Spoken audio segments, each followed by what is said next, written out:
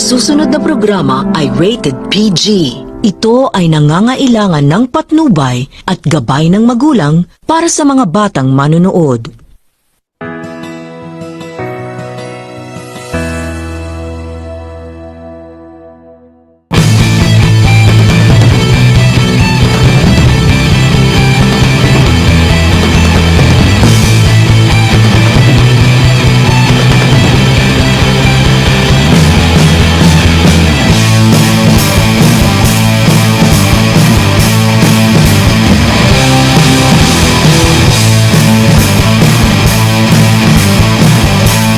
Sa ONC News Center, Manila.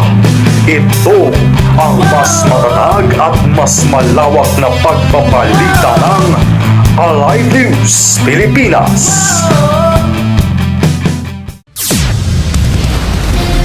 Ilang mga senador at mambabatas hindi nagugustuhan ang pangayan ni VP Sara at PBBM. Simula na nga ba ito ng pagiging oposisyon ng bise? SWS naglabas ng bagong satisfaction ratings.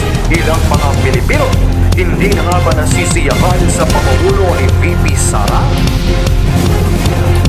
At mga relistang pumagkwestiyon sa pagpapagawa ng Pasig City Hall, hinarap ni Mayor Vico Soto.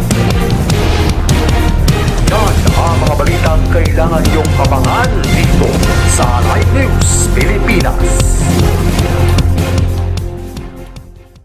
Ilang mga mambabatas umanan sa mga pakayag ni Vice President Sara Duterte kung saan inuna niya ang ilang ahensya kabilang na ang Kamara. Maaaring senyales na raw ito ng pagiging oposisyon ng isip hanggang sa eksperto. Para buhayin ang balitang yan, sa puwersang nakatutok sina Alaysa Taljedo at Lenny Magdino. Di nagustuhan ng ilang senador at mambabatas ang pahayag sa open letter ni Vice President Sara Duterte noong August 7, 2024, kung saan niya binatikos ang ilang mga ahensya at mambabatas. Kaugnay ito sa napabayaan umanong estado ng kalusugan at patuloy na kahirapan ng mga Pilipino. Ayon kay Senator J. Bejercito, mas lalo raw itong nagpapakita ng lamat sa relasyon ng Vice at Pangulo. Bagamat naniniwala siyang para sa ikakabuti ang layunin ni Duterte, hindi pa rin maganda sa imahe ng Pilipinas sa international community na magkaaway ang leader ng bansa. Ayon naman kay UST Political Science Professor Froilan Calilong, pumoposisyon na daw si Vice President Sara bilang oposisyon sa Administrasyong Marcos. Political strategy daw niya, umano ito para naman sa Makabayan Bloc. Hindi raw nila kailangan si Vice President Sara upang sumama sa nila. Bagamat sang-ayon sila sa mas maaayos na pamumuno. Hindi naman daw kailangan ng Marcos at Duterte lang ang ilulok sa posisyon dahil pwede itong magwala sa masa. Namamahayag Alaysa Taljedo para sa Kalahing Pilipino Alive News. Namamahayag namin yung Glennet A. Madrid para sa Kalahing Pilipino Alive News. Pagbaba ng satisfaction ratings ni VP Sara Duterte sa bagong survey ng SWS. Nangangahulugang di umano hindi na nasisihan ang ilang Pilipino sa kanyang pamumuno. Isa raw sa dahilan nito ay ang madalas na pagkasada ng bise sa gobyerno at kay Pangulong Marcos. Para buhayin ang balita, sanib puwersang nakatutok sina Charles Villar at Sofia Legaspina. Ayon naman kay Professor N. Bunteo, isang political analyst, pasakay at pambabati ko sa administrasyon ng bise ang umano isa sa mga dahilan ng pagbaba ng ratings nito. Ano ni Teo, kaya nag-iiba na daw ang imahe ni VP Sara sa pagkakilala sa kanya ng mga tao noong nasa loob pa siya ng gabinete ni Pangulong Marcos. Kapansin-pansin rin daw ang mga labis na pasakin nito, ngunit tahimik lang pagdating sa usapan ng West Philippine Sea. Sabi ni Professor Teo, bilang isang leader ng bansa, dapat na maging maingat si VP Sara sa pagsasalita dahil marami ang mga nakikinig sa kanya. Magmula sa positive 63 noong March 2023, bumaba sa positive 44 ang net satisfaction ratings ni Vice President Sara Duterte. Ayon yan sa inilabas na survey ng Social Weather Station na isinagawa noong June 23 hanggang July 1, 2024. Umabot sa 1,500 adults ang nakibahagi sa face-to-face interviews sa buong bansa, kung saan 600 sa mga tinanong ay mula sa Balance Luzon at tig 300 sa Metro Manila, Visayas at Mindanao. Namamahayag, Charles Villar. Para sa Kalahing Pilipino, Alive News, Pilipinas. Namamahayag, Sophia Legaspina para sa Kalahing Pilipino, Alive News. Pamilyar ka ba sa salitang good governance?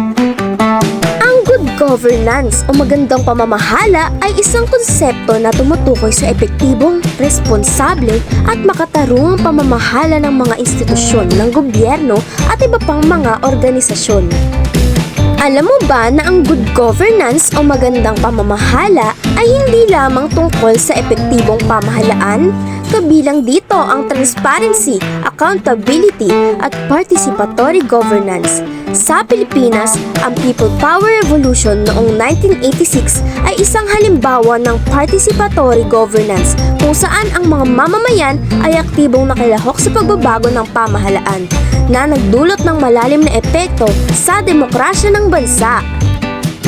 Bukod dito, ang Barangay Development Program ay naglalayong ipromote ang participatory governance sa antas ng lokal na pamahalaan sa pamamagitan ng aktibong partisipasyon ng mga residente sa mga desisyon at proyekto na nakakaapekto sa kanilang komunidad. For more trivias, follow our TikTok account. Don't forget to like and comment Trivia with Lavinia. Mga rallyista sumugod sa Pasig City Hall at tila kinekustyon ang ₱100 million budget para sa pagpapatayo ng bagong City Hall. Yun nga lang, ang mga nasabing rallyista ay hindi naman pala taga-Pasig, kundi taga-ibang lugar daw. Para buhayin ang balitang yan, nakatutok si Zach Fernandez at Kurt Garbosa. Soto, hinarap at kinompronta ni Mayor Vico Soto ang mga realistang sumugod sa Pasig City Hall noong August 12, 2024 na kumuwestiyon umano sa 9 billion budget para sa ipinapatayong bagong Pasig City Hall. Ngunit nang kausapin ng alkalde ang mga realista na bistong hindi naman pala ito mga taga-Pasig kundi mga hakot mula Quezon City. Ngunit sa kabila nito, bukas pa din daw si Mayor na sagutin ang tanong ng mga mamamayan bagamat wag naman daw sana dahil sa masamang politika. Ani Mayor Vico, hinakot lamang ang mga rallyista ngunit hindi siya nagbanggit ng pangalan kung sino ang nasa likod nito. Maging ang mismong mga rallyista ay hindi raw alam kung bakit nasa Pasig City Hall.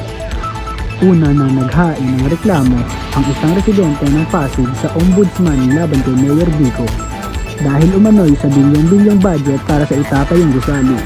Sagot ni Mayor Vico, ilalabas daw nila sa publiko ang detalye ng gasto sa New City Hall pag na-finalize na. Namamahayag, Zachary Fernandez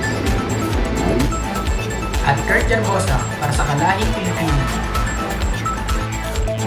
Yan lamang ang mga balitang nakalap namin ngayong araw na ito.